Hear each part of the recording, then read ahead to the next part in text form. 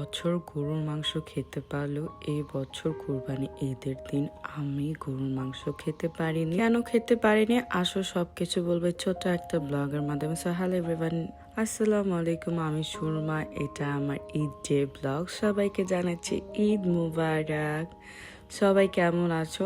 আশা করছি সবার ঈদ খুব ভালো কেটেছে। আলহামদুলিল্লাহ আমার এই বছর ঈদ খুব বেশি ব্যস্ততা কেটেছে, তার জন্য আমি তোমাদের সাথে কোনো ব্লগ ভিডিও শেয়ার করতে পারছি না। এটা একদম সত্যি, কারণ আমি পুরো 10টা রোজা রেখেছিলাম, সাথে বাসার কাজ ছিল, মানে ঈদের তো প্রিপারেশন থাকেই, মানে সবকিছু মিলিয়ে আমি খুব বেশি ব্যস্ত ছিলাম। মূলত তার জন্য আমার কোনো ভিডিও ব্লগ কোনো কিছুই আমার ঠিক মতো করা হয়নি, তার জন্য তোমাদের সাথেও শেয়ার করতে পারিনি। আসলে ব্যক্তিগতভাবে ব্যস্ত থাকলে এগুলা কিভাবেই করবো তোমরাই বলো, এগুলো তো জাস্ট অপশনাল, যখন ভালো লাগে তখনই করি। তো এই তো জামাই জোর করে ঈদের দিন সকালে মানে সকাল 7টার দিকে চলে গেলাম আমি বিশেষ করে গরু দেখতে। গরু এনেছে আরো 2 দিন আগে, কিন্তু আমি দেখার একদমই সময় পাচ্ছিলাম না। তার জন্য আমার জামাই বললো একটু পর ওকে তো কোরবানি করে দিব, চলো তুমি আগে ওকে দেখে আদর করে দাও। তোমার গরু তুমি আদর করবে না, তুমি ওকে দেখবে না, কে দেখবে বলো? আর হ্যাঁ, এই প্রথম জীবনে আমি সকাল 7টার দিকে উঠেছি,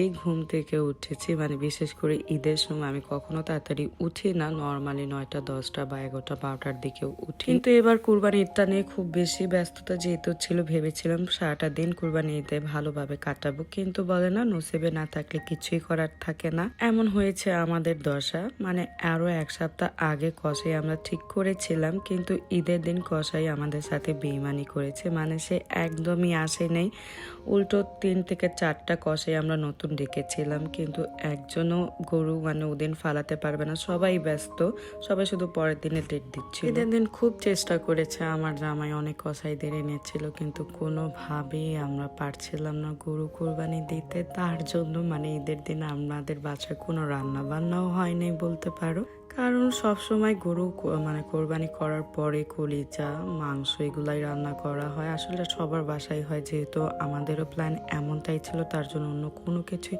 রান্না করা হয়নি। তার জন্য ঈদের দিন বলতে পারো আমাদের খুবই মানে খারাপ অবস্থা গিয়েছে বলতে পারো। কিন্তু যেভাবে কেটেছে না কেন আলহামদুলিল্লাহ খুব ভালো কেটেছে ঈদটা। আমিও আশা করছি তোমাদের ঈদটাও খুব ভালো কেটেছে।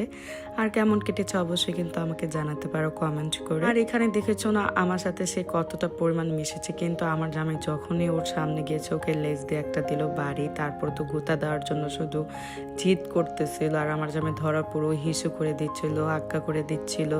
মানে আমি লিটারলি হাসতেছিলাম আর বলতেছিলাম যে ওরাও মানুষ চেনে।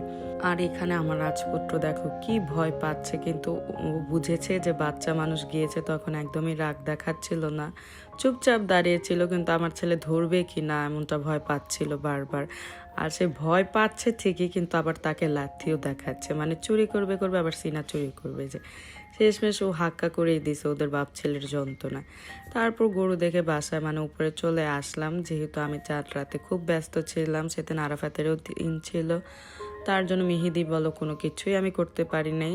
আর ঈদের দিন যেহেতু ফ্রি গরু কাটা হয়নি, তার জন্য ভাবলাম যে না একটু মেহেদি দেওয়া যাক, যেহেতু আজের এই বসে আছি, তার মধ্যে ঈদের দিন কোনো কাজ নেই, বাসায় সবাই বসে রয়েছে, আমরা ওয়েট করতেছি কখন কোরবানি করব, কখন মানে আমাদের গরু কাটা হবে। ওয়েট করতে করতে 5টা পর্যন্ত খুব চেষ্টা করে তারপর আমরা সিদ্ধান্ত নিলাম যে না আজকে গরু কাটা যাবে না। আর এই যে এখানে আমার ভাইটা ভাতিজি ওরা সবাই চলে এসেছে, ওদেরকেও দেখেছিলাম, যেহেতু বাসা একদমই ভালো লাগছিল, ওরা সবার একটু মুড অফ হয়ে গিয়েছে, যেহেতু কোরবানিটা করতে পারিনি তার জন্য। কিন্তু ওরা আসার পর সবাই একসাথে আড্ডা সাক্ষাৎ দিয়েছি, সাথে খুব ভালো লেগেছে। আর হ্যাঁ, বাইরে সেদিন থেকে আমরা মানে ঈদের দিন বাহিরের খাবার আমরা খেয়েছি, বাসায় আসলে রান্নাই করা হয়নি। আর এখানে খাবারের সাথে বসে বসে আমার ছেলের সুন্নতের খাতনার ভিডিওগুলো দেখছিলাম। তো যাই হোক, আজকের ব্লগটা এতটুকু ছিল, কেমন লেগেছে অবশ্যই জানাবো, ভালো লাগলে একটা লাইক একটা কমেন্ট করে দিই।